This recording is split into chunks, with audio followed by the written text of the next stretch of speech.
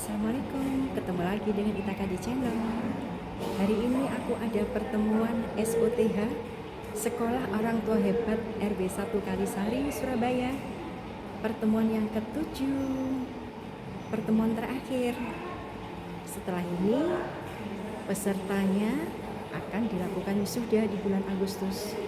Ikuti video aku berikutnya. Ada ilmu-ilmu yang mungkin bisa kita terapkan untuk mendidik anak dan juga untuk kelangsungan kehidupan di keluarga. Jangan lupa subscribe, like, komen, dan share Ikara di channel. Terima kasih.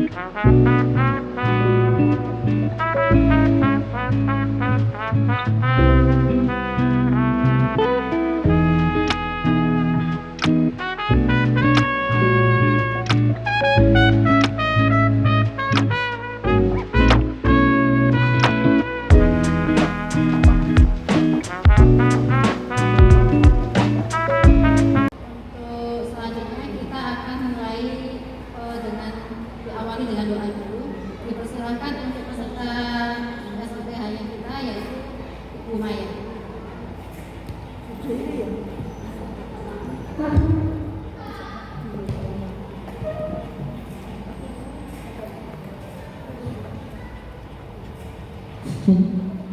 Baik, Bapak Ibu, kita sebelum memulai kegiatan pagi hari ini, kita mulai dengan membacakan doa.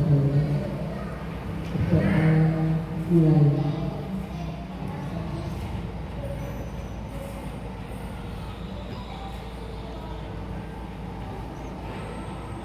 Berdoa selesai.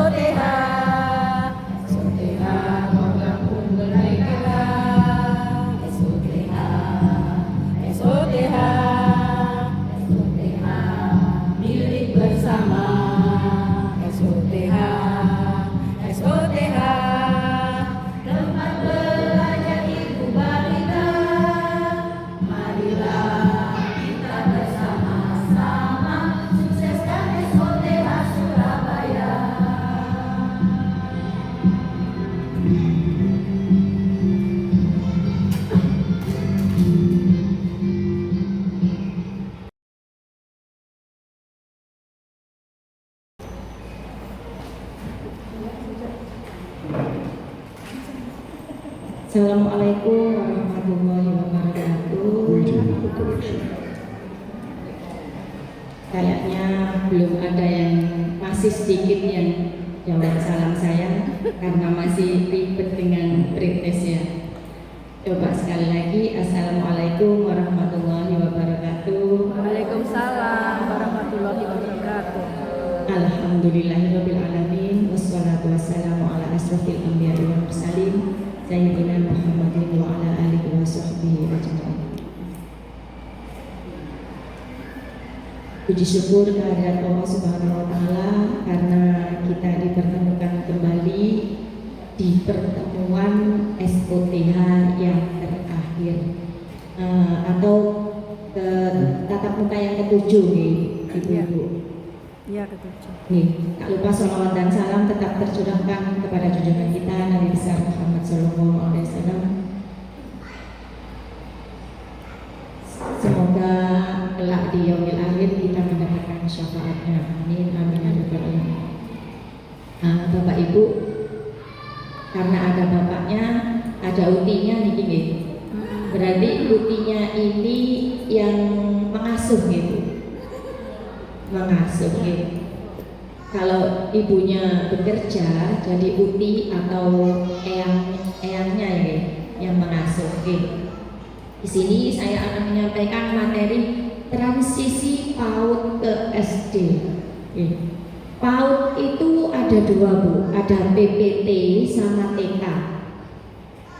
Ada yang tahu kepanjangannya PAUD? Pendidikan anak usia dini. Jadi PAUD itu meliputi PPT sama TK ya Ibu. Kenapa kok ada transisi PAUD ke SD? Nah, transisi PAUD ke SD itu artinya masa penyelarasan pembelajaran PAUD ke SD.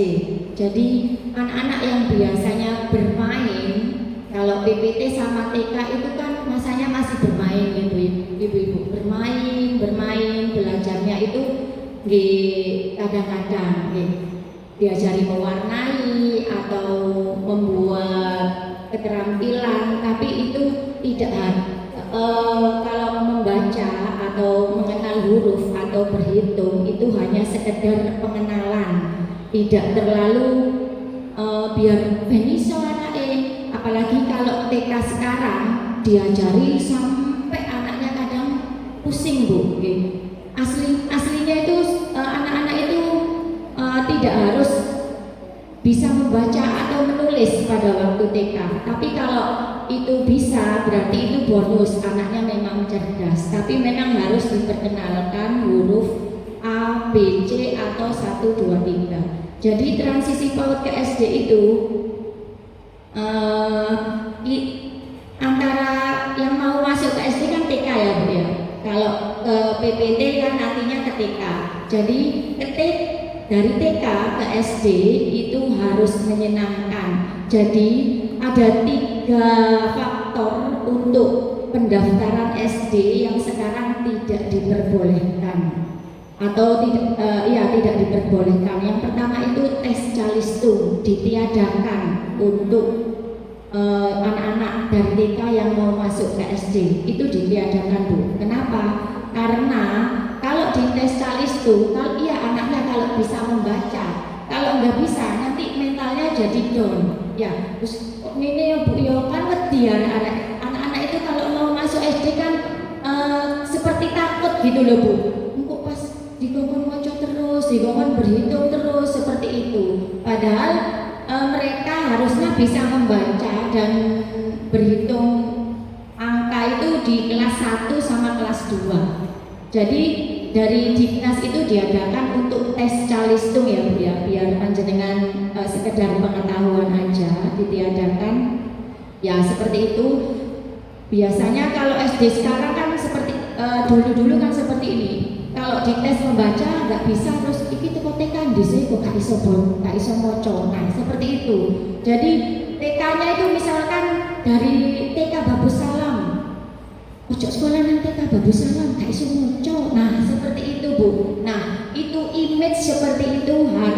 dihilangkan ya Bu, karena memang namanya aja taman kanak-kanak Bu, jadi tidak harus bisa untuk membaca. Kalau mereka bisa, alhamdulillah itu bonus Bu. Berarti anaknya benar-benar memang diajarkan Bu di TK untuk membaca, menulis ataupun berhitung diajarkan, tapi untuk anak-anak bisa membaca tidak diharuskan. Itu tugasnya guru SD, harusnya seperti itu.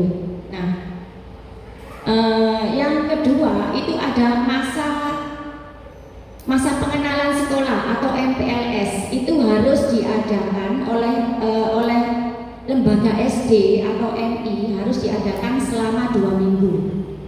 Kenapa harus diadakan selama 2 minggu? Biar anak-anak ini nggak stres Bu, dari yang pertama bermain, terus keterampilan, terus langsung disuruh mengenal membaca, terus langsung disuruh berhitung. Nah itu nantinya anak-anak kan jadi takut, terus besoknya mau sekolah lagi, nggak mau sekolah mah, untuk iku mah dikongkon guru ini. Nah seperti itu. Jadi untuk masa pengenalan sekolah ini di SD diajak bermain dulu. Jadi anak-anak itu biar akrab sama guru-gurunya, biar mengenal lingkungannya. Kalau SD itu tidak menakutkan, seperti itu ya Bu. Terus untuk yang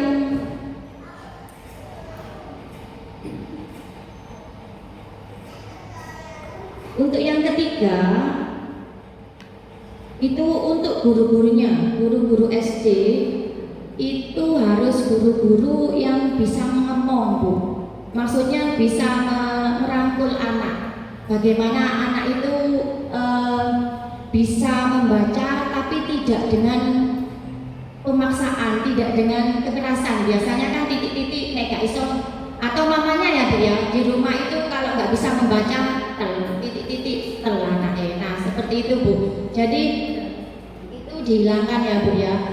Ibu-ibu di sini diajak SOTH ini agar lebih sabar. Bagaimana cara mengasuh anak di rumah itu lebih sabar. Kalau memang sudah sabar berarti harus lebih sabar lagi. Dan ilmu-ilmu yang didapatkan di sini boleh dibagi sama ayahnya Bu. Mungkin ayahnya biasanya sering bersuara keras dengan anaknya karena anaknya tidak mau belajar atau apa. Nah itu anak-anak kalau yang seperti itu Bu justru tidak boleh, harus tidak dikerasi Bu, tidak boleh. Anak-anak itu harus dirangkul Bu, dirayu gitu ya. Tapi kalau pengalaman saya dulu wis kesel umbah-umbah sembarang kali sik nyuruhi anaknya gak iso, tambah rasanya stres ya Bu ya. Nah itu ujiannya Bu. Makanya seorang ibu itu surga di telapak kaki ibu, karena ibu ya seperti itu. Kalau ibu bisa menjadi bapak, bisa menjadi ibu di rumah. Tapi kalau bapak tidak bisa menjadi ibu, yang menjadi bapak. Gak sabar ya Bu, tidak sabar seperti ibu. Kalau ibu sambil memasak, bisa sambil ngajarin anaknya. Jadi 2 atau 3 pekerjaan bisa dilakukan oleh ibu sekaligus. Tapi kalau bapak nggak bisa Bu. Ngajari anaknya ya ngajari anaknya. Tapi kalau ibu sambil memasak lo bisa, sambil menyapu bisa. Wah ini apa Mas? Sapunya ditinggal, terus diajarin anaknya. Terus habis itu ini dikerjakan dulu ya saya, nyapu lagi. Nah seperti itu. Makanya peran seorang ibu sangat penting di rumah. Kalau ibu-ibu di rumah sering bersuara keras, nanti anaknya niru Bu.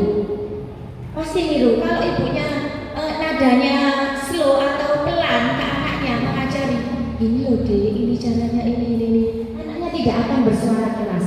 Tapi kalau ibu, ini loh Dek, nanti anaknya suatu saat akan seperti itu juga bersuara keras. Yuk gak isu sih Maya. Nah seperti itu. Saya lihat sendiri soalnya teman saya itu suaranya kalau bimbing anaknya itu lembut gitu. Iya Dek, ini gini. Terus saya lihat anaknya itu tidak ada yang bersuara keras. Anaknya itu suaranya pelan semua. Iya Ma, ini Ma ini. Nah seperti itu. Itu semuanya Madrasatul Ula ya Bu ya. Semua pendidikan bersuara keras atau sering membentak-bentak, nanti anaknya akan jadi seperti itu.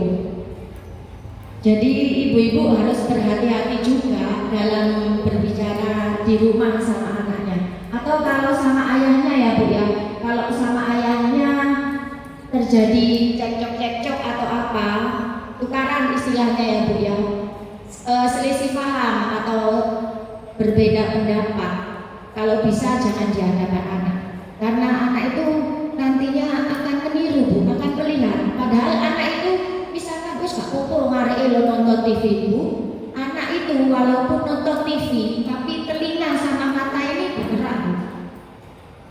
Jadi dia bisa menangkap apa yang didengarkan. Oh bapak tadi tukaran ambek mama ngomong COK, nah nanti takutnya ditiru COK gitu Bu. Jadi kalau bisa jangan sampai ada kata-kata kasar atau apa kalau berselisih paham sama ayahnya di dalam kamar aja. Di PAUD juga, di TK atau di PPT, walaupun anaknya itu muter nggak karu-karuan, gurunya menjelaskan itu anaknya perosotan atau onyanganjin, jangan salah Bu, anak itu tetap mendengarkan apa yang disampaikan oleh gurunya. Nanti di rumah pasti akan disampaikan kadang ke mamanya, aku tadi di rumah diajarin ini, padahal kata gurunya gini loh tadi perosotan terus atau tidak memperhatikan. Nah itu Bu, kelebihan anak-anak, otaknya itu masih fresh ya Bu ya, masih tidak ada pikiran yang terlalu ini. Jadi walaupun dia bergerak atau hiperaktif, dia tetap bisa mendengarkan atau melihat apa yang dijelaskan oleh gurunya. Kembali lagi ke transisi PAUD ke SD yang menyenangkan. Kemarin kita juga ada kunjungan ke SD Kalisari 1 sama Kalisari 2, membawa anak-anak TK ke SD biar mereka mengenal seperti ini loh SD. SD itu juga menyenangkan, tidak selalu tentang pikiran yang pelajaran yang sulit-sulit, tidak, tapi juga ada bermainnya. Jadi guru-guru yang SD itu juga harus bisa ngomong Bu, tidak biar diselingi gitu dalam menjelaskan atau memberikan pelajaran tentang baca dan tulis, itu harus diselingi dengan guyon atau dengan apa gitu. Yang penting anaknya itu tidak terlalu streng gitu Bu, tidak terlalu membosankan gitu. Kok ini sih SD kok membosankan, ini tok gak ono dolene. Nah seperti itu Bu. Jadi yang pertama tadi kan apa Bu? Tadi yang pertama Bu? Tidak ada calistung ya Bu ya, tidak ada tes calistung di lembaga SD atau RI. Terus yang kedua apa Bu? MPLS-nya 2 minggu. Terus yang ketiga? Iya, guru-guru SD itu sekarang Bu memang jauh lebih sabar. Beda Bu, guru SD di MI sama guru di SDN itu beda kalau menurut saya ya Bu ya. Nggak tahu kalau menurut panjenengan. Kalau di MI itu kayaknya lebih ngomong, kayaknya lebih merangkul gitu loh. Kenapa? Karena bayarannya guru-guru itu dari muridnya. Seperti itu ya Bu ya. Kalau SDN bangun sekolah, Bang ini tetap sudah dapat gaji dari pemerintah, seperti itu. Makanya anak saya dulu sekolahnya itu di MI atau SDI, Sekolah Dasar Islam. Jadi untuk pertama kali mereka itu biar mengenal agama. Kalau yang Kristen sekolah di sekolah Kristen, SD Kristen gitu, biar mengenal agama dari kecil. Terus nanti SMP sama SMA-nya tidak apa-apa walaupun negeri. Saya dulu seperti itu Bu. Kalau panjenengan monggo, bagaimana enaknya terserah bapak ibunya masing-masing. Terus untuk yang di sini kan ada kakek sama nenek ya Bu ya. Ayah. Oh ayah. Ayah. Ayah. Umur berapa Pak? Umur 54. Putranya umur berapa? Yang paling kecil? Masya Allah. Alhamdulillah nih Pak. Masih produksi terus ya Pak ya. Kalau Ibu Uti, enggak ngomong ini, ngomong cucu. Iya. Saya memang cucu, cuman saya ini ingin pengenalan.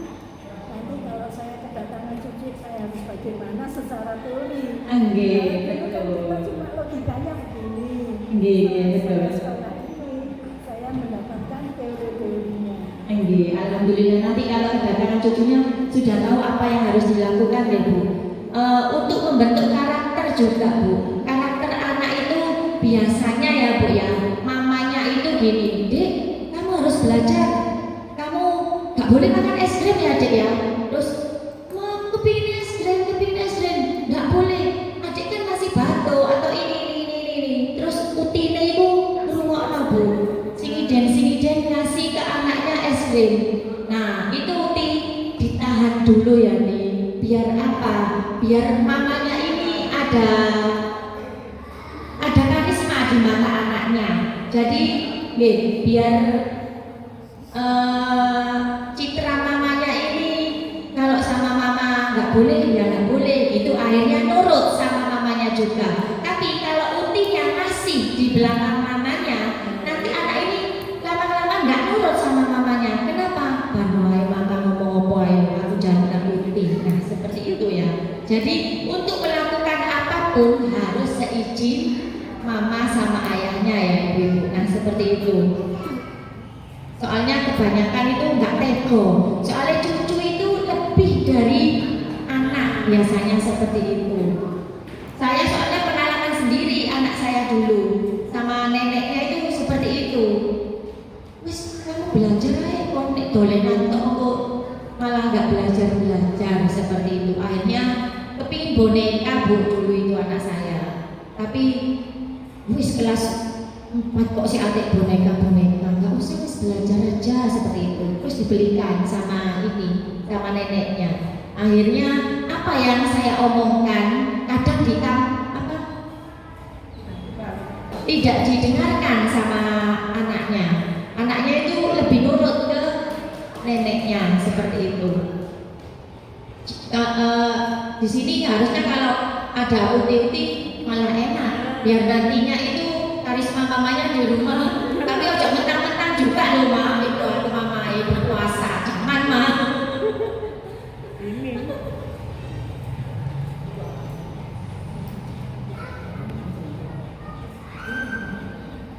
Terus ada 6 pondasi anak ya ibu-ibu, 6 pondasi anak, pondasi dasar itu yang sudah dikenalkan mulai dari PPT, sama TK. Bahkan yang saya tahu rapot di PPT itu sudah ada 6 dasar kemampuan anak itu. Yang pertama itu agama dan moral. Bu Yola sudah ada ya?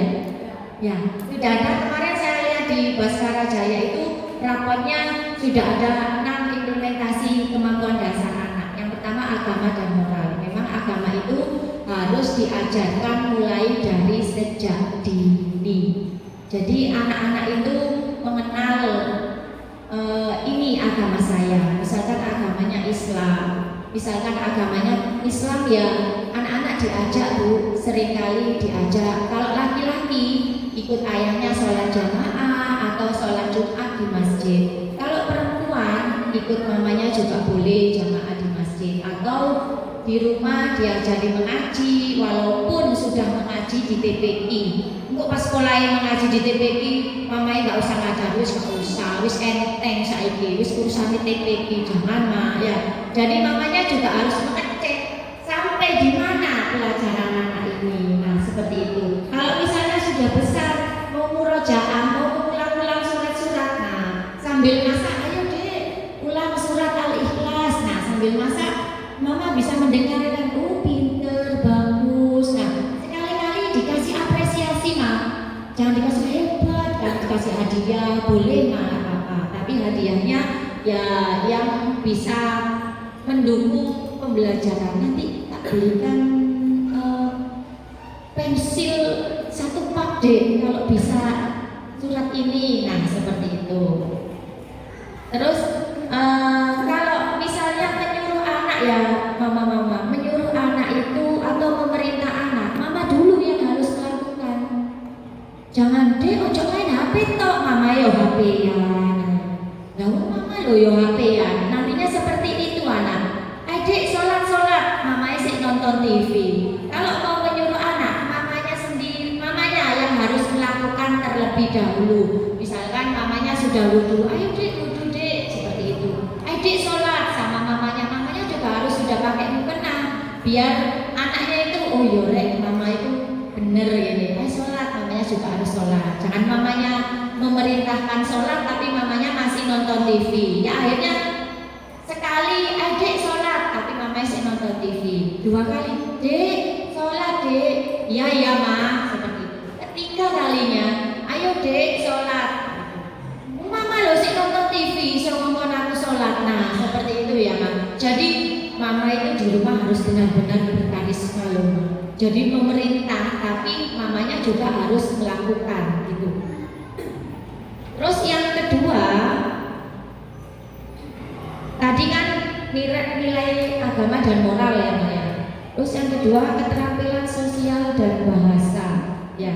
Jadi kalau misalkan di TK membawa bekal, nanti diajarin mah berbagi. Dek, ini kalau ada temennya yang tidak membawa bekal, nanti bisa dibagi sama temannya. Seperti itu. Terus kalau misalkan ya seperti itulah, pokoknya kalau membawa bekal atau berbagi itu bagus deh. Kalau misalkan mama-mama mau memberikan sedekah ke orang lain, nah itu sambil dikasih pengertian ke anaknya. Dek itu kan orang nggak punya gitu. Kamu misalkan di jalan ya Maya, pas naik mobil atau naik sepeda ada orang minta-minta, dek itu kan mungkin kekurangan itu dek. Jadi kita kasih sedekah nggak apa-apa. Jadi biar anak-anak terbiasa mulai dari kecil itu sudah biasa melakukan kegiatan sosial. Terus dari segi bahasa, kalau anaknya pelat, mamanya aja pelok-pelok pelat mah. Itu loh dek, apa ya biasanya? Kalau yang buat pelat itu huruf R ya Maya? Kata apa Maya ada huruf R-nya? Telur. Oh iya, dek. Nanti sarapan sama telur ya, jangan gitu mah. Harus diperjelas, biar anaknya itu lama-lamaan ikut ke mamanya. Dek, nanti sarapan sama telur ya, seperti itu. Jangan ikut-ikut pelat juga. Nanti anaknya terus biasa, nggak mau mendengarkan atau memberikan kata-kata kosakata yang benar. Dari situ kalau mamanya mampu memberikan pelajaran yang bagus, memberikan kata-kata yang tidak pelat, nanti insya Allah lama-lamaan anak-anaknya ini akan ikut ya. Kalau mamanya juga pelat, nanti anaknya ikut pelat juga. Bahasa Indonesia apa sih ma?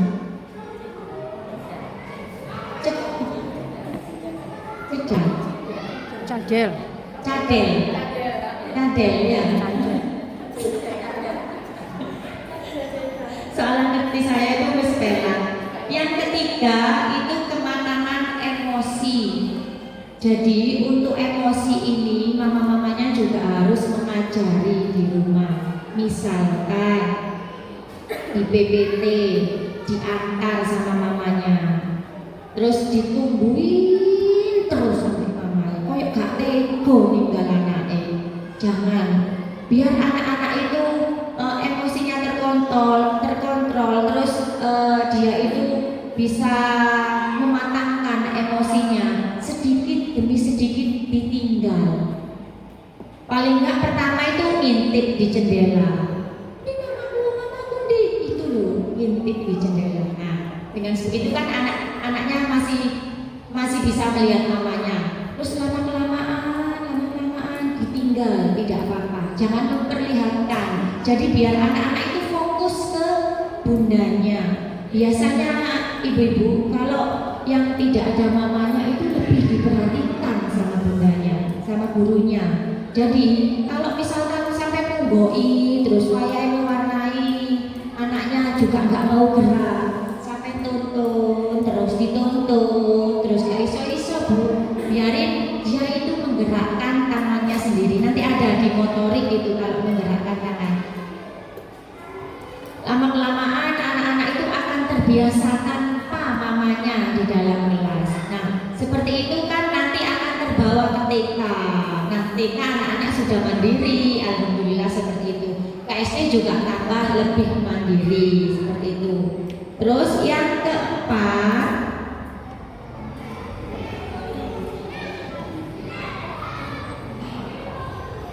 keterampilan motorik. Motorik itu ada motorik halus sama motorik kasar ya Bu. Jadi misalkan walaupun sudah sekolah ya Bu ya, di rumah juga disuruh atau diajari mewarnai ya Bu ya. Biarkan anak-anak itu kalau memang belum bisa, biarkan mencoret-coret, dikasih media buku gambar atau kertas. Jangan sampai coret-coretnya di tembok. Dikasih media kertas. Dek ini Dek wis membuat lingkaran atau coret-coret mewarnai. Enggak apa-apa Bu, biarpun keluar garis. Jangan keluar garis, jangan. Biarkan saja. Yang penting dia itu bisa menggerakkan tangannya. Kalau tangannya sudah bisa bergerak, nanti dia kalau sudah tangannya bisa bergerak cepat, baru panjenengan bisa mengarahkan. Kalau bisa jangan keluar garis, biar kelihatan bagus, gambarnya tidak kabur karena garis-garis yang keluar seperti itu ya. Nanti di PPT juga diajari ini kan Bu Yola, mewarnai ya. Iya, mewarnai. Ada anak-anak yang sulit menggerakkan tangannya, ada. Nah, itu Bu. Jadi tugas ibu juga di rumah melatih anak-anak agar bisa menggerakkan tangannya. Itu secara motorik ya Bu ya. Terus berolahraga. Biasanya di PPT juga ada senam. Ya. Itu kadang-kadang anak-anak itu malas Bu bergerak, diam aja. Teman-temannya itu olahraga, ada yang diam aja. Seperti itu. Jadi di rumah juga dibiasakan daripada nyetel YouTube sih itu deh yang nggak jelas gitu, mending sampai ini setelkan senam paut ceria atau senam apa, biar anak-anak itu di rumah sambil lihat ini sambil menggerakkan badannya seperti itu, biar nanti di sekolah dia sudah bisa, walaupun gerakannya itu tidak bisa, tapi setidaknya dia bisa menggerakkan badannya seperti itu ya Bu. Terus pemaknaan belajar positif yang itu tadi Bu, tentang kata-kata, tentang kata-kata yang di rumah, karena apa yang disampaikan, apa yang didengarkan di rumah itu biasanya dibawa ke sekolah. Apa yang mereka gaul di rumah, misalkan bermain sama teman-temannya ada yang kata-katanya agak kasar atau apa gitu, nanti itu terbawa Bu sama anak-anak. Jadi kalau misalkan pas tidak selalu mengawasi ya Bu ya kalau anak-anak bermain. Jadi kalau di rumah nanti misalkan anak-anak itu keceplosan mengeluarkan kata-kata yang kasar, deh jenengan ini apa ajari dia itu kata-katanya kasar, ini enggak boleh gitu ya Bu ya. Terus ada 3 kata-kata ampuh yang harus dipelajari juga dari rumah, dari sekolah juga ada, yaitu terima kasih. Jadi kalau dikasih sesuatu sama orang atau sama bunda atau sama semua teman-temannya mama atau teman-temannya papa, harus mengucapkan terima kasih seperti itu. Terus kalau membuat kesalahan, misalnya tidak sengaja menjatuhkan pensilnya teman atau belajar dari rumah ya Bu ya, misalkan disuruh tapi tidak mau sih, tetap lihat HP aja. Misalnya ayo Dek belajar gitu, masih lihat HP aja. Terus akhirnya anaknya itu terus kamu aku nggak mau belajar loh, dikasih pengarahan bagaimana. Terus kalau menghilangkan pensil temannya atau pensil kakaknya, diajari untuk meminta maaf ya. Di tempat saya juga ada Bu, di PAUD itu anaknya itu hiperaktif banget, hiperaktif. Jadi dia itu kalau waktunya pelajaran memang tidak mau mendengarkan perosotan. Kalau nggak gitu muter sak kelas itu diuteri sampai tawaf, paling enggak lebih tawafnya ini 7 kali sampai 11 kali. Nah seperti itu. Tapi pada waktu menyenggol, lari-larian itu menyenggol kerudung saya sampai tertarik seperti ini. Terus dia itu bilang gini, Bunda maaf ya, Jafrin minta maaf tadi nyenggol kerudungnya Bunda. Nah seperti itu berarti dia itu sudah tertanam di dalam pikirannya, kalau melakukan kesalahan saya harus meminta maaf. Seperti itu. Terus yang satu apa ya Bu ya?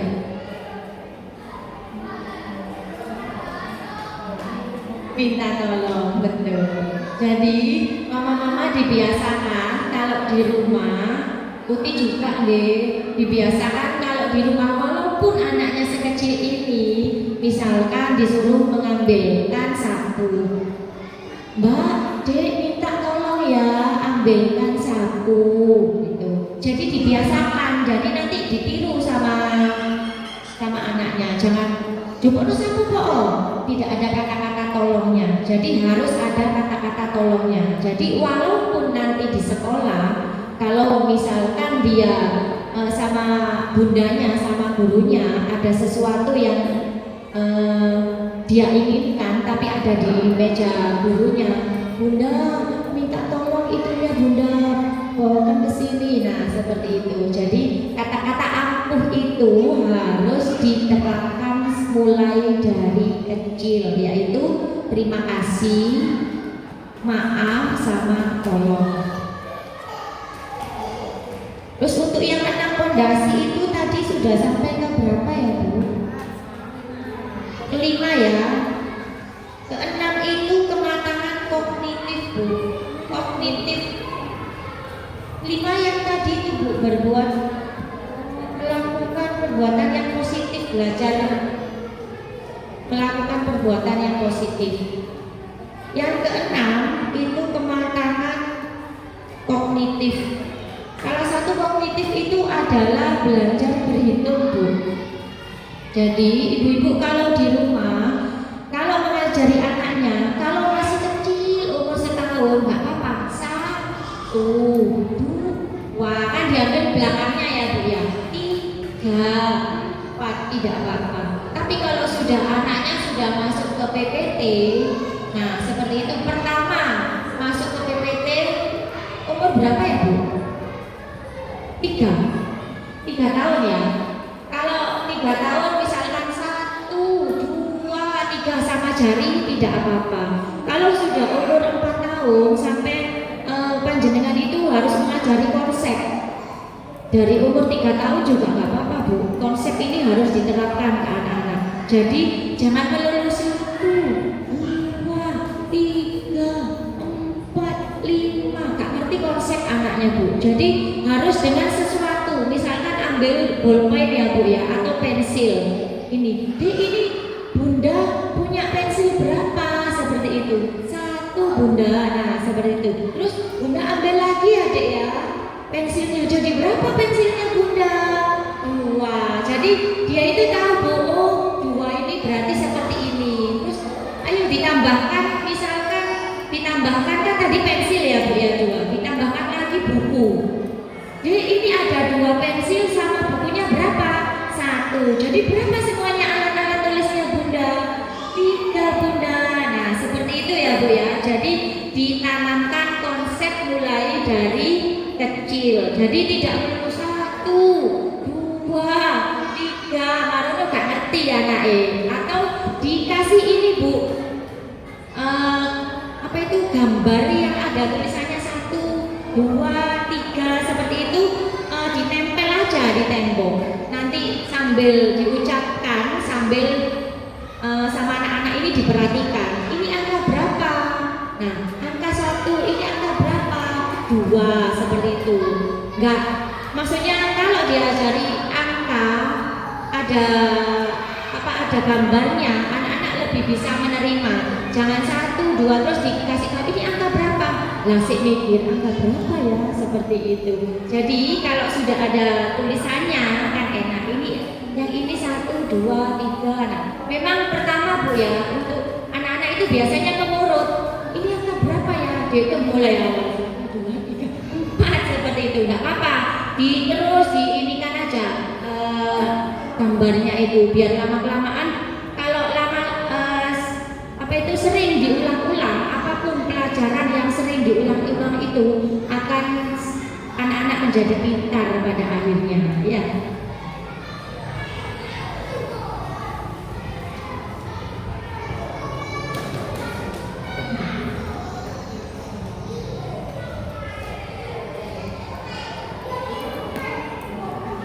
Jadi peran orang tua di rumah itu sangat penting sekali ya Bu ya. Walaupun anak-anaknya itu sudah belajar di sekolah, di PPT atau di TK, tetap ibunya harus monitoring, memantau ya Bu ya. Memantau sampai di mana anak saya ini pelajarannya, seperti itu ya Bu ya. Gak moro-moro kok ditakoki koncoe seperti ini. Anakmu isi semua huruf apa dorong? Nah, karena ibu tidak sering mengajari, Bu ya, gak eru aku. Nah, seperti itu. Jangan sampai ya Bu ya, jadilah ibu-ibu yang hebat. Apa yang anak-anak itu kepintaran anak-anak itu sampai mana? Ibu itu harus tahu terlebih dahulu. Itu perannya ibu sangat penting buat kebaikan anak-anak. Ada yang ditanyakan Bu? Nggih, Bu.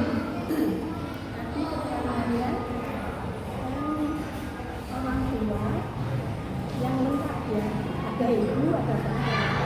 Sekarang gimana kalau orang tua sebenarnya jadi hanya ada kebanyakan hanya ada ibunya saja. Tadi kan Ini nggak pakai mic. Tadi kan dikatakan orang tuanya angkat bapak ibu. Nah sekarang yang jadi permasalahan kalau single parent, jadi hanya ada ibunya saja. Nah bagaimana kita menangani anak-anak kita? Yang mana anak kita itu ada wanita, ada laki-lakinya. Nah itu kan mestinya kita bicara sama anak laki-laki dan anak wanita kan nadanya beda ya Bu. Menurut saya sih. Nah itu gimana kita harusnya? Terima kasih Uti ya. Matur nuwun pertanyaannya. Itu pertanyaan yang luar biasa. Tadi sudah saya katakan juga, kalau ibu itu bisa menjadi ibu, bisa menjadi bapak. Tapi kalau bapak hanya bisa menjadi bapak, tidak bisa menjadi ibu.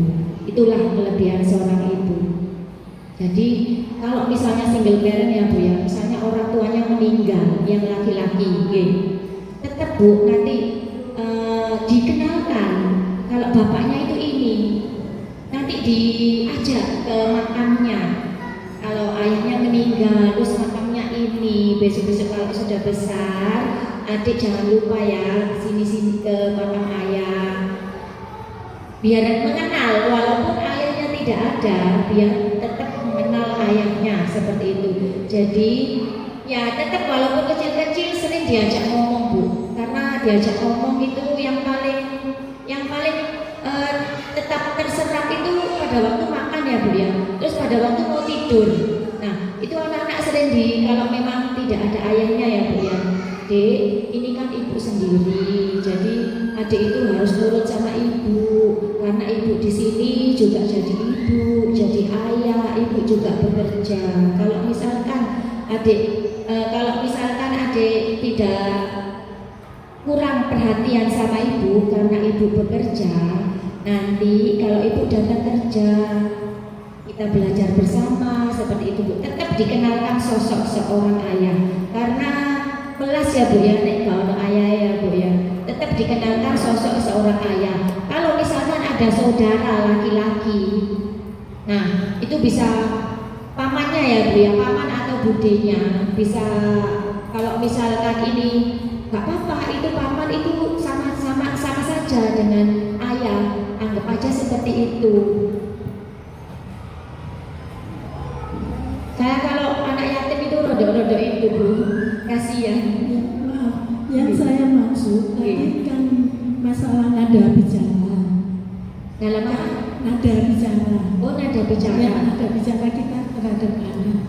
Kalau kita bicara terhadap anak perempuan, bisa kita lakukan begini. Tapi kalau kita Laki-laki. sama anak laki-laki, kalau menurut saya nggak bisa lembut ya. Anak laki-laki kan bicaranya harus tegas sepotong-sepotong begitu. Kalau menurut saya justru anak laki-laki itu harus dirangkul Bu. Iya, Karena betul. anak laki-laki itu kan lebih ini ke ibunya. Ini kan Bu, kalau ini menurut psikologi ya Bu ya. Kalau anak laki-laki ngomongnya itu sambil dirangkul terus dikumpul sininya. Sininya. Ini kan ini ya, terus di telinga sampai kuping. Di telinganya sambil dibisikin. Seperti ini Bu. Cara menasehatinya seperti itu. Justru kalau anak laki-laki itu harus lembut Bu. Tapi memang ada kalanya dulu kan ada pelajaran yang jadi demokratis, orang tua demokratis, terus ada yang diktator seperti itu. Ada kalanya kita menjadi seorang diktator kalau anak kita sudah melanggar peraturan. Jadi kita harus tegas. Nada keras tidak apa-apa, sedikit. Kalau memang anak kita yang laki-laki itu sudah melanggar syariat atau melanggar peraturan, tidak apa-apa. Tapi kalau tidak melanggar, cara menasehatinya sama Bu, sama seperti anak perempuan. Justru kalau anak laki-laki itu harus lebih lembut, harus lebih lembut. Soalnya saya ada murid saya itu nuwakal Bu, bukan nakal sih ya, hiperaktif itu. Nggak mau mendengarkan apa yang diomongkan sama gurunya. Misalkan, ayo duduk, saya nggak mau duduk. Jadi saya lakukan pendekatan yang saya rangkul, terus saya inikan bahunya. Ini ya, Mas kamu ini ya Mas ya, ini. Akhirnya mendengarkan seperti itu. Justru kalau laki-laki itu, kalau menurut saya, menurut psikologi ya Bu ya, itu harus lebih lembut daripada anak perempuan. Tapi kalau sudah melanggar peraturan, harus tegas seperti itu Bu. Masalah kalau kita bicara lembut pada anak laki-laki, yang saya khawatirkan itu nanti dia itu bicaranya lembut juga, seolah-olah seperti perempuan gitu. Oh seperti itu? Iya. Tidak Bu, tidak kok, tidak berpengaruh seperti itu. Makanya sering kita itu ada parenting di rumah, bukan aja parenting di sekolah. Wayai parenting ngumpul kabeh nang sekolahan. Jangan sampai kalau kita biasanya kalau ngumpul itu malam ya Bu ya, habis maghrib, habis sholat maghrib atau makan malam, kalau yang beragama lain pas makan malam. Nah itu kita ajak bicara anak bagaimana. Insya Allah tidak Bu. Kalau cuma nada aja tidak mempengaruhi ke gaya bicara anak, tidak seperti itu. Kalau yang seperti itu biasanya dari komunitas. Kalau anaknya sudah besar ya Bu ya. Kalau anaknya sudah besar, komunitasnya melambai semua, anak-anak nanti ikut melambai Bu. Anak-anak itu sering yang biasanya yang komunitas melambai itu di salon. Biasanya ya Bu ya, kebanyakan. Kalau anak laki-laki sering mainnya ke situ, nanti lama-kelamaan akan mengikut gaya bicaranya seperti itu. Tapi kalau orang tua insya Allah tidak Bu. Tidak. Jadi kalau masih kecil insya Allah tambah harusnya lebih rendah daripada yang perempuan. Karena laki-laki ini daya tangkapnya lebih rendah dari perempuan Bu. Kalau perempuan sekali dikasih tahu dia itu sudah bisa menangkap. Tapi kalau anak laki-laki harus berulang-ulang, sama Bu, sama suami kita. Karena wis nyetel HP, diomongin apa gitu, masih megang HP, nggak nyaut misalnya dipanggil Pak, Pak, gitu aja, memang harus diulang-ulang sama. Karena kalau menurut psikologi daya tangkap atau daya aktivitas seorang laki-laki itu lebih kecil daripada perempuan. Coba kalau perempuan masih bisa masak, masih bisa sambil nyapu, masih bisa sambil ngajarin anak. Tapi kalau laki ya wis nyapu ya nyapu, Bu. Nggak bisa sambil ngajarin anak, seperti itu.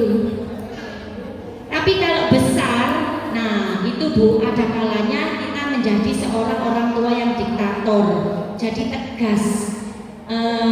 Gaya peran orang tua seperti itu dilihat dari kondisi. Kalau anak-anak kita kalau sudah besar sudah melanggar peraturan, ya kita harus tegas seperti itu. Kalau anak kita masih ditegasi itu melanggar aja, coba dengan cara halus. Insya Allah kalau anak dengan cara halus lebih menerima. Kalau anaknya keras, tambah kita kerasi, kabur akhirnya Bu dari rumah, nggak mau di rumah. Kalau untuk yang melambai-lambai itu dari lingkungan Bu. Kalau lingkungannya seperti itu melambai semua, lama-kelamaan kayak Bu. Ada yang ditanyakan lagi? Jadi ini Bu, tadi kan di depan kan dijelaskan ya bahwa Jadi gini, tadi kan di depan sudah dijelaskan bahwa ketika di TK itu masuk SD tidak diwajibkan untuk alistum dan beberapa item tadi ya. Tapi pada kenyataannya ketika anak kita masuk SD itu beda, gitu. Jadi anak kita waktu di TK udah nggak apa-apa, nggak ikut nggak bisa baca, nggak bisa nulis. Mungkin untuk yang standarnya B ke bawah ya, tapi kalau untuk standar B ke atas mungkin enteng saja gitu loh. Nah, ketika masuk di SD anaknya nggak bisa, ya bukan nggak bisa ya, belum mumpuni, belum lancar. Tapi di SD itu nanti tetap aja dijelaskan sama gurunya walaupun anak ini nggak bisa, dan itu realita. Nah, itu bagaimana menyikapi yang seperti itu? Dan itu sampai sekarang masih menjadi momok sebagai seorang ibu sampai saat ini.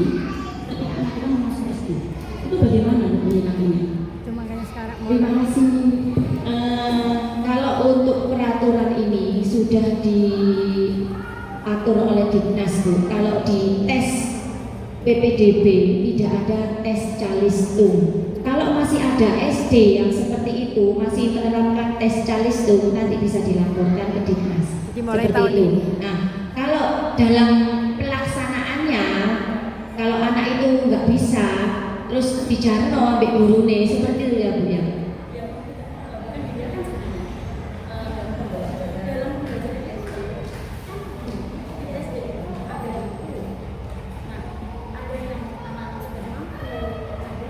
belum mampu, maksudnya belum lancar gitu. Nah mau tidak mau si anak ini tadi yang belum mampu harus ngikutin teman-temannya yang sudah mampu. Oh gitu. Biasanya kalau di MI ya Bu ya, itu yang saya tahu itu dibedakan memang. Anak yang lancar dimasukkan kelas ini, anak yang tidak lancar dimasukkan di kelas ini. Jadi pembelajarannya beda. Biar apa? Biar nututi. Ya, ini yang lebih intensif yang belum lancar seperti itu. Kalau yang lancar, tapi tetap belajarnya kurikulumnya sama, cuman ini ada perhatian tersendiri buat anak-anak ini. Tapi kalau di SDN itu saya tidak tahu, soalnya anak-anak saya itu sekolahnya di MI semua. Tapi kalau misalkan di SDN masih ada seperti itu, bisa dilaporkan Bu, tidak apa-apa. Bu, di SDN ini masih ada seperti ini. Nah, seperti itu.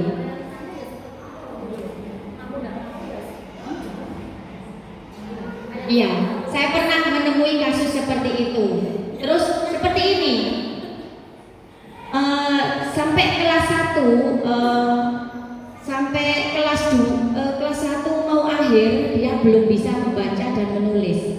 Terus gurunya itu, ya apa sih Mi? Saya kan kalau di rumah dipanggil Umi ya, Umi. Iki lho, anakku gak iso maca, mbek gurune lho dijarno. Sekolah dulu di SDN Ujung di daerah Wonosari. Itu rumah saya dulu kan di sana. Terus ya apa? ya wis kok ngerjakno iki. Oh ya apa sih gurune itu CR-nya gitu. Terus habis itu ibunya yang berperan. Ibunya mencarikan les-lesan itu.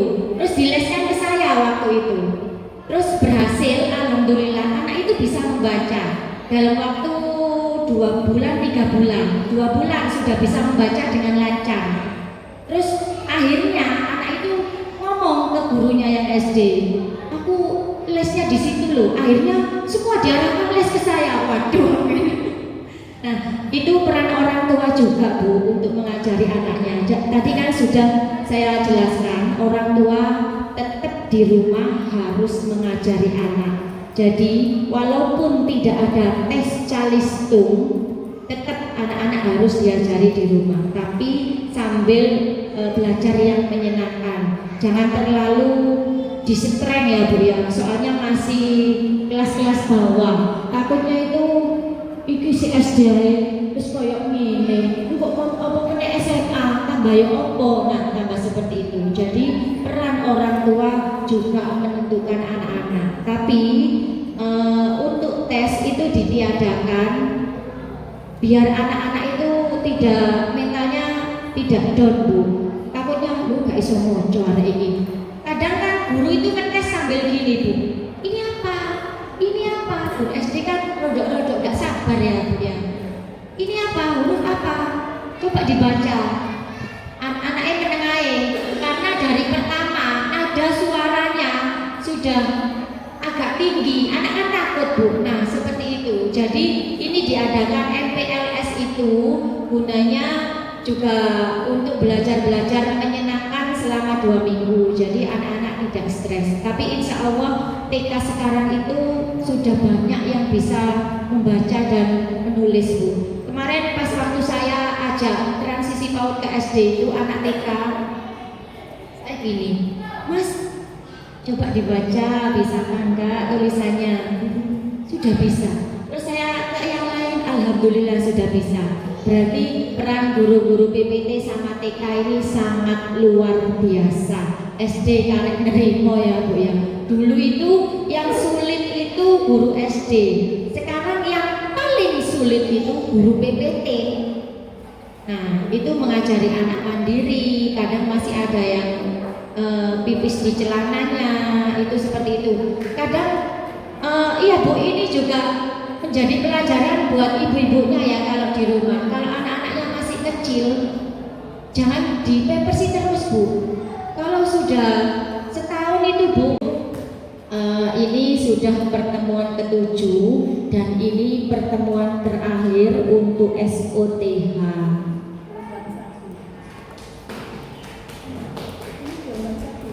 Gelombang 1, tahap 1. Nanti tahap 2-nya di RW lain yang belum mengikuti. Kalau ini sudah selesai Bu, seperti itu. Apakah setelah SOTH ini sikapnya panjenengan di rumah lebih sabar atau bagaimana? Pola asuhnya apa sudah lebih tertata, hatinya sudah lebih tertata dalam mengasuh anak-anaknya atau bagaimana Bu? Coba ada yang mau memberikan komentar? Monggo. Dengan adanya SOTH ini apa yang panjenengan dapatkan? Seperti itu Bu pertanyaannya. Itu aja nih. Ya mungkin dari beberapa pertemuan SOTH ini ada beberapa yang jadi kita misalnya ada beberapa pola asuh, jadi kita mulai bisa tarik ulur anak dan berusaha lagi lebih sabar menghadapi anak karena mulai mengetahui tahap-tahapnya gitu kalau menurut saya. Terima kasih Bu. Terima kasih. Jadi yang biasanya sering jiwiti anaknya ya, misalnya wis mantel anaknya gak kena turui akhirnya. Terus sekarang setelah ikut SOTH nggak ada tel-telnya Bu. Sampai suaminya bilang gini, dengar ya biasa menjiwiti. Atau dirangkul anaknya, Bungaren suaminya seperti itu, kan lebih disayang Bu sama suaminya akhirnya. Oh, bojoku saiki lebih sabar, lebih ini sama anaknya. Yo iya Pak, mau aku sekali SOTH seperti itu ya. Suaminya nggak tahu apa sih SOTH itu, sudah diajari kan Bu?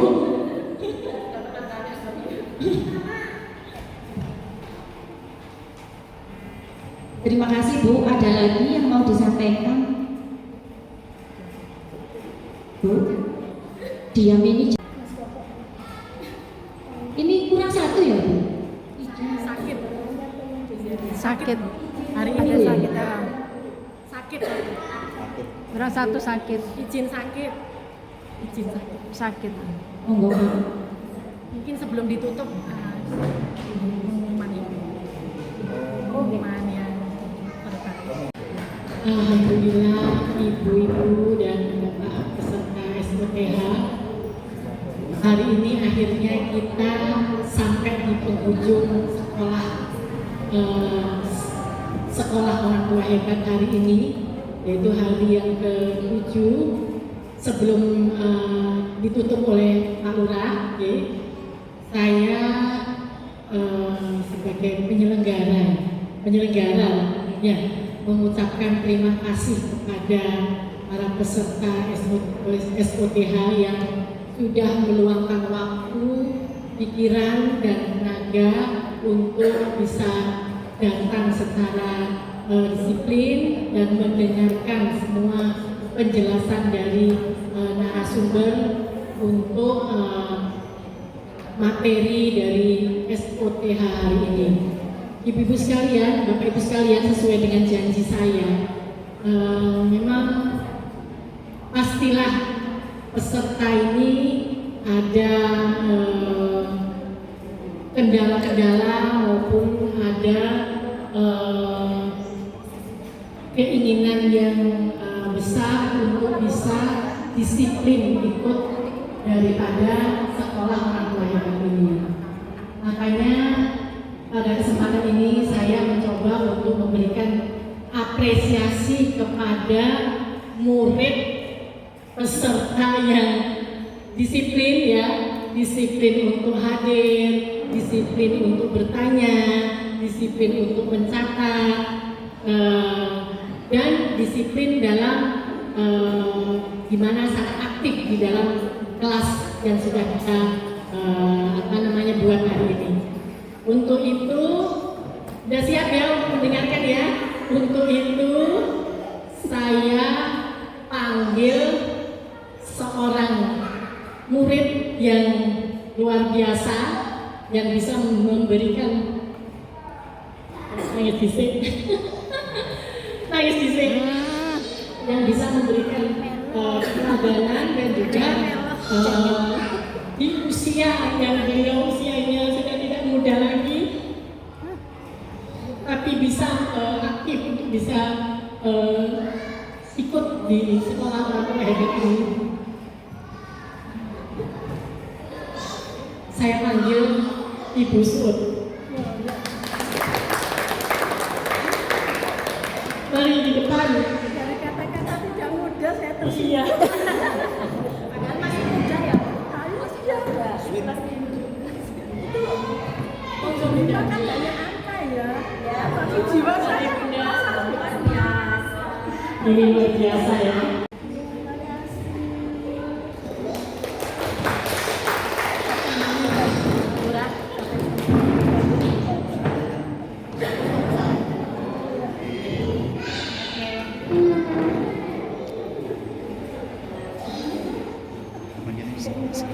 Sekarang foto ya. Foto. Hebat dan luar biasa. Atau mau memberikan kesan-pesannya, monggo Bunda. Saya sampai beli air mata nih Bunda. Bluetooth connected. Alhamdulillah pada kesempatan ini saya bukannya tadi dari awal itu saya sudah tersinggung yang usianya sudah tidak muda. Tadi saya mengikuti SOTH ini memang dari jiwa saya. Saya tuh ingin mengetahui gimana sih SOTH itu.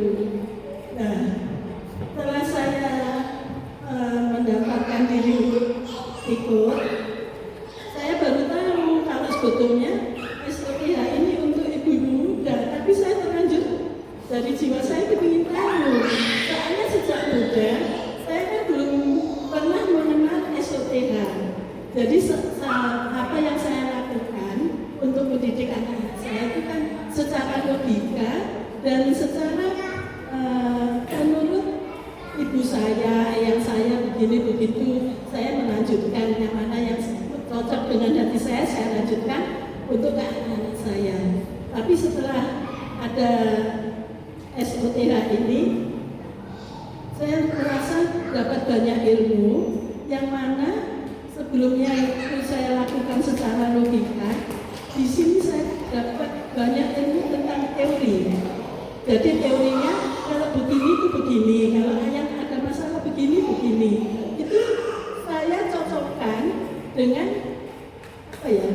Kelakuan saya, kelakuan halus saya Bapak. Jadi saya cocokkan dengan cara saya dulu saya mendidik anak saya. Oh jadi begini. Jadi saya merasa yang benar saya mana, yang mana. Ya alhamdulillah anak-anak saya sekarang, anak saya kan 4, sudah pada mentas dan sudah pada punya anak semua. Jadi alhamdulillah menurut saya, ya, menurut saya, jadi yang saya lakukan secara logika dulu itu cocok dengan teori yang saya dapat. Jadi untuk narasumber, untuk ceramah siapapun yang ada di depan sini, saya berterima kasih sekali. Saya telah mendapat ilmu dari SOTH dan mudah-mudahan SOTH ini bisa sedikit banyak saya tularkan ke anak-anak saya. Soalnya anak-anak saya juga tanya, Ibu ke SOTH dapat apa Bu? Dapat ilmu apa? Sudah saya sampaikan. Meskipun salah satu anak saya itu ada yang karena dia kerjanya di puskesmas ya, jadi dia mengenal SOTH. Tapi anak saya yang 3 kan belum tahu, mungkin tahu secara gambaran, secara jelasnya itu mengabarkan ke saya apa yang Ibu dapat di SOTH. Jadi saya bercerita. Begitu Ibu-ibu muda, maaf ya saya mungkin mengganggu ya usia saya. Malah jadi contoh. Alhamdulillah saya dapat ini untuk kenangan-kenangan. Nanti saya pasti anak-anak saya tanya, semoga membanggakan ya Ibu. Memang saya sudah termasuk tua ya. Pengasuh Bunda. Cucu. Alhamdulillah terima kasih atas perhatian yang diberikan kepada saya. Alhamdulillah, Mbak juga semua pengurus. Sekian yang bisa saya sampaikan. Assalamualaikum warahmatullahi wabarakatuh. Hebat, ibu-ibu hebat, ibu-ibu hebat yang sangat luar biasa. Sebenarnya memang kalau SOTH itu untuk ibu-ibu yang punya balita atau bapak-bapak yang punya balita atau nenek yang mengasuh cucunya selagi ibunya bekerja, seperti itu. Kalau ibunya bekerja, yang mengasuh kan neneknya. Jadi yang ikut SOTH ini bisa nenek yang mengasuh cucunya, terus ibu-ibu atau bapak-bapak yang punya balita, seperti itu. Jadi biar ada bedanya antara ibu-ibu yang sudah ikut SOTH yang mengerti pola asuh sama ibu-ibu yang belum ikut SOTH. Untuk yang UTI ada kok nanti sekolahnya, yaitu Selantang Bu, Sekolah Lansia Tangguh. Dan ini sudah diterapkan di Baskara Jaya. Ini untuk percontohan, masih untuk percontohan. Satu kecamatan satu, dan itu diambil dari Kalisari. Dan kemarin itu yang dipilih di RW 2 di Baskara itu ada Selantang Bu, Masya Allah Bu, senang Bu Selantang itu. Kalau Selantang tidak seperti ini Bu, nggak nulis, saya boten, nanti ada nyanyi-nyanyinya, lagu-lagu kenangan seperti itu, senang. Nanti kalau ada Selantang Ibu ikut nih, Insya Allah, alhamdulillah. Ibu-ibu sebelum post test kita ice breaking dulu ya. biar nanti ibu-ibu bisa mengajarkan ice breathing juga di rumah. Kalau misalnya anak-anak sudah lelah, sudah capek dengan aktivitasnya, ibu ajak senam ini, nanti pasti anak-anak suka. Berdiri, Bu.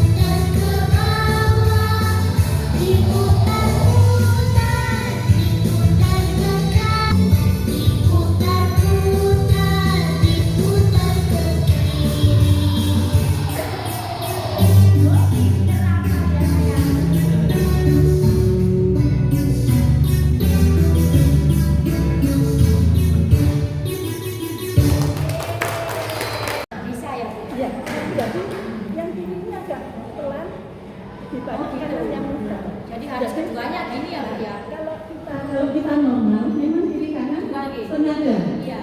Kalau ada gejala stroke, tangan Salah kanan satu atau ya, tangan kiri salah satu ya. lebih pasif. Iya. Jadi misalkan kirinya ini sudah 2 kali, kirinya masih mengikuti. Ya maaf, mungkin bisa. Terima kasih ya, Bu. Tambahan. Oke, terima kasih. Assalamualaikum warahmatullahi wabarakatuh. Selamat pagi, selamat siang untuk kita semuanya. Alhamdulillah, alhamdulillah rabbil alamin. Wassalamualaikum warahmatullahi wabarakatuh. Ala alihi washabbihi ajmain amma ba'du. Alhamdulillah masih diberikan kesempatan kesehatan pada pagi hari ini kita masih bisa melaksanakan SOTH pertemuan terakhir. Mudah-mudahan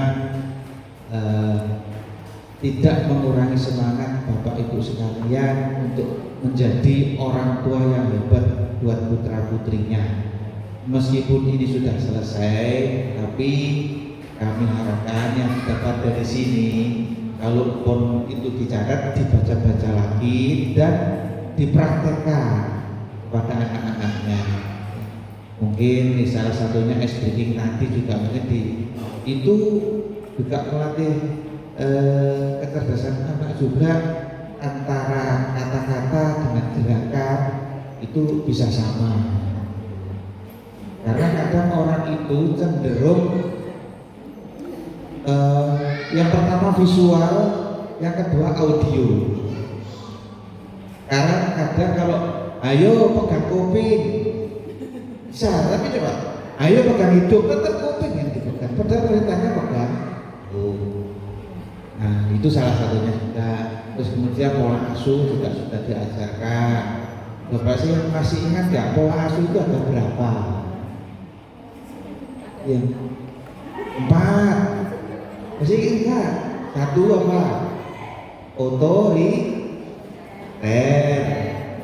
Sing 2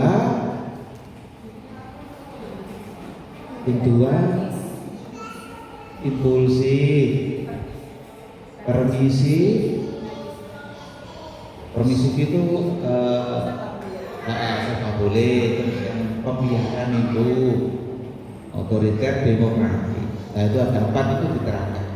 Terus mungkin nggak hafal tapi langsung dipraktekkan di kehidupan sehari-hari bahwa anak itu juga ada kalanya dikasih kebebasan, tapi ada kalanya juga harus dikencengin karena namanya anak pengennya itu bebas terus. Padahal tidak baik kalau bebasnya berlebihan. Jadi harus ada dibatasi. Contoh tadi yang dikasih contoh Bu Lurah tadi kan real ya, sebagai contoh anak kami dulu ya. Tidur kalau nggak pegang busanya guling itu nggak bisa tidur. Tapi kalau begitu terus sampai gede sih dolenan bagus gitu. Jadi akhirnya di samping gulingnya di buah itu nangis. Ya tapi harus tegas dan harus sedikit otoriter gitu ya untuk perihal itu tadi. Dan juga mungkin ilmu-ilmu kesehatan yang lain insya Allah sudah dapat semuanya diterapkan. Dan mungkin juga untuk yang putih, yang paling muda ini nanti kalau ada selatan ikut aja apa, tapi tidak ada salahnya ikut SOTH ya. Jadi yang namanya ilmu itu tidak ada ruginya untuk kita pelajari ilmu apapun itu ya. Maka kalau yang muslim pengen bahagia di dunia ya harus dengan ilmu, pengen bahagia di akhirat dengan ilmu, pengen bahagia di dunia dan di akhirat juga dengan ilmu. Dan tak kasih rahasia ya. Kalau orang mati itu amalnya putus kecuali 3. Masih ingat diajarkan Bapak Ibu guru dulu. Yang pertama amal jariah, yang kedua ilmu yang bermanfaat, yang ketiga anak yang solehah, solehah. Nah ini kalau nggak orang tuanya nggak hebat, nggak bisa punya anak solehah itu. Makanya yang ini terapkan supaya nanti punya celengan anak yang solehah, sehingga ketika kita mati anak ini nanti jadi investor amal. Kita mati sih tetap anak ini setor amal berupa doa, berupa dibacakan Al-Fatihah dan sebagainya. Bahkan kalau orang tuanya banyak dosa, itu nanti di alam kubur kaget. Loh, dosaku kok aneh, aku kok gak kesiksa? Ya, nah di dunia anakmu mintakan maaf untukmu. Nah itu kalau gak dipikir orang tua hebat kayak begini, itu gak bisa. Makanya SOTH ini mudah-mudahan bisa manfaat untuk kita semuanya. Mungkin itu aja yang bisa saya tambahkan. Banyak terima kasih untuk Bapak sekalian yang sudah bersedia meluangkan waktu untuk mengikuti SOTH. Kami harapkan bukan sekedar rutinitas gitu, bukan sekedar rutinitas karena memang diambil manfaatnya gitu. Karena di awal dibuka maka harus ditutup. Oleh karena itu SOTH RW 1 dengan pertemuan terakhir hari ini secara resmi kami nyatakan ditutup. Dan insya Allah nanti insya Allah nanti ada wisuda bulan Agustus nanti dibarengkan dengan yang tahap 2 ya. Nah, 2 kan baru mulai tetap akhir Juni, selesainya nanti Agustus, habis itu mungkin wisuda bersama-sama. Agak keren sedikit dulu ya. Enggak ngeterno wisuda, sekali-kali wisuda diri. Jelas. Ya Pak Koko ini jadi wisuda terkeren kan. Ganteng dewe. Apa tak rokok ya, pokoknya jadi orang tua yang hebat tak rokoknya. Itu aja mungkin dari kami. Setelah ini mungkin monggo acaranya. Mencuci nanti ingat saya ya. Oh, terima kasih. Bukan mesin cucinya, tapi deterjennya. Ya.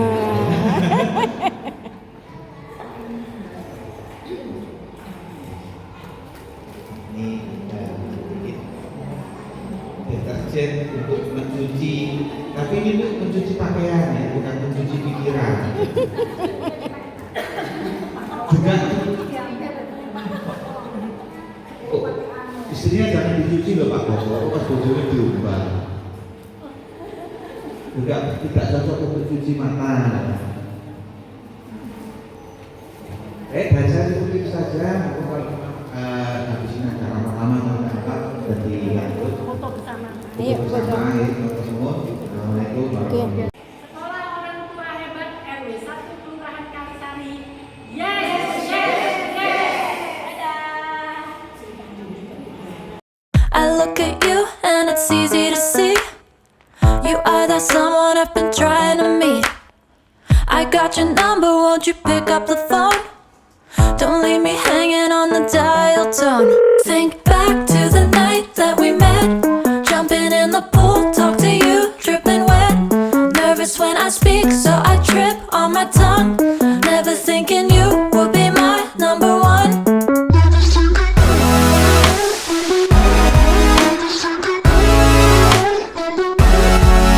when I speak, so I trip on my tongue. Never thinking you would be my number one.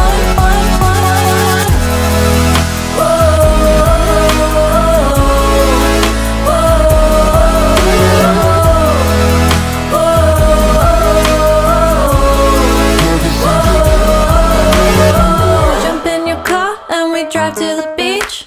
The sun was setting, it was just you and me. Wind in my hair and the sand in my shoes. Could've chosen anyone, but I choose you. Hop back in your car, top down. There's no stopping us.